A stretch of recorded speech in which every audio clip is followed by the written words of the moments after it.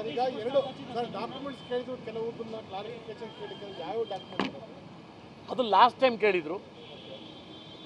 ಮೊದಲನೇ ಬಾರಿ ನಾನು ಬಂದಾಗ ಅದು ಆವತ್ತು ರಾತ್ರಿ ಸಾಯಂಕಾಲ ನಾನು ಇಮಿಡಿಯೇಟ್ಲಿ ತಂದು ಕೊಟ್ಟೆ ಅದನ್ನು ಕ್ಯಾಬಿನೆಟಲ್ಲೂ ನೋಡಿದ್ದಾರೆ ಅದ್ರ ಬಗ್ಗೆ ಮಾತಾಡಿದ್ದಾರೆ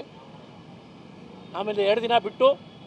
ಇನ್ನು ಕೆಲವು ಡಾಕ್ಯುಮೆಂಟ್ಸು ಇಮಿಡಿಯೇಟಾಗಿ ಅವಶ್ಯಕತೆ ಇಲ್ದಿದ್ದನ್ನು ನಾನು ತೊಗೊಂಬಂದು ಕೊಟ್ಟಿದ್ದೀನಿ ಅದು ಆಲೈಸಿದ್ದಾರೆ ಈಗ ಹೆಚ್ಚುವರಿ ಡಾಕ್ಯುಮೆಂಟ್ ಏನು ಬೇಕಾಗಿಲ್ಲ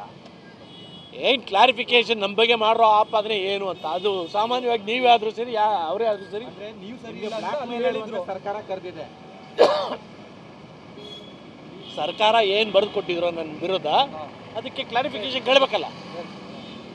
ಯಾರೇ ಆದರೂ ಕೇಳ್ತಾರೆ ಸಾಮಾನ್ಯ ರಾಜ್ಯಪಾಲರು ಈಗ ಪ್ರಾಸಿಕ್ಯೂಷನ್ಗೆ ಅನುಮತಿ ಕೊಡೋ ನಿಟ್ಟಿನಲ್ಲಿ ಏನು ಸಿದ್ಧತೆ ಮಾಡ್ಕೊಳ್ತಾ ಇದ್ದಾರೆ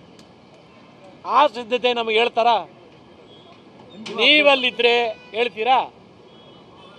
ನೀವು ರಾಜ್ಯಪಾಲರ ಆಫೀಸಲ್ಲಿ ಇರ್ತೀರಾ ನೀವು ನನಗೆ ಹೇಳ್ತೀರಾ ನಿಮ್ಗೆ ಅನಿಸ್ತಾ ಸಿದ್ಧತೆ ಮಾಡ್ಕೊಳ್ತಾ ಇದ್ದಾರೆ ಅಂತ ಅನಿಸ್ತಾ ಈಗ ಕ್ಲಾರಿಫಿಕೇಶನ್ ಕೇಳ್ಬೇಕಾರೆ ಅದು ಗವರ್ನರೇ ಕೇಳ್ಬೇಕಾರೆ ಏನಾದರೂ ಇಂಟ್ರೆಸ್ಟ್ ಇಲ್ಲದ್ರೆ ಮಾಡ್ತಾರಾ ನಾವು ಈ ಒಂದು ಕೇಸನ್ನು ತಗೊಂಡು ಅವ್ರು ನೋಟಿಸ್ ಕಳಿಸಿದ್ದಾರೆ ಅದು ಗಂಭೀರ ಅದು ನೋಟಿಸ್ ಕಳಿಸೋದು ಸಿಂಪಲ್ ಅಲ್ಲ ನೋಟಿಸ್ ಕೊಟ್ಟ ಮೇಲೆ ಆ ಇಶ್ಯೂಯಲ್ಲಿ ಕ್ಲಾರಿಫಿಕೇಶನ್ ಕೇಳೋದ್ರಲ್ಲಿ ಏನು ತಪ್ಪಿದೆ ಹೇಳಿದ್ದಾರೆ ಅದನ್ನು ನೀಡಿದ್ದೀವಿ ಸರ್ ನಿನ್ನೆ ರಾತ್ರಿ ನೀವು ಮೆಸೇಜ್ ಮಾಡಿದ್ರಿ ಮತ್ತೆ ಎರಡನೇ ಸೋಕಾಸ್ ನೋಟಿಸ್ ಕೊಡ್ತಾರೆ ಅದು